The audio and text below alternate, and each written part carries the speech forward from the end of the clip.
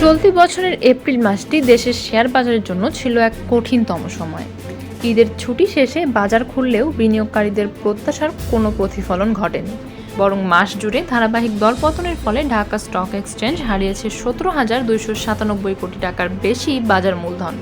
এতে বিনিয়োগকারীদের মাঝে এক প্রকার হতাশা, অনিশ্চয়তা ও আস্থার সংকট তৈরি হয়েছে। শেয়ার বাজার কোনো দেশের অর্থনৈতিক স্বাস্থ্যের একটি সূচক। এখানে বিনিয়োগকারীদের আস্থা, সুশাসন এবং বাজারের স্বচ্ছতার উপস্থিতি অপরিহার্য।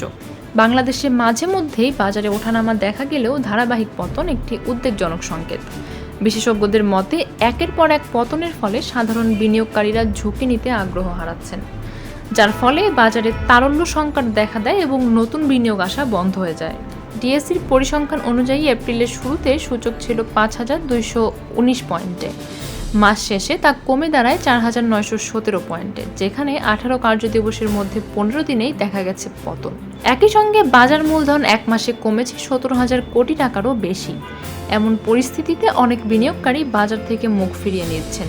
শুধুমাত্র এপ্রিল মাসেই সিডিবিএল এর তথ্য মতে 1,429 জন বিনিয়োগকারী তাদের বিও অ্যাকাউন্ট শূন্য করে ফেলেছেন, যার ফলে জিরো ব্যালেন্সের বিও অ্যাকাউন্টের সংখ্যা ছাড়িয়েছে 3,80,000।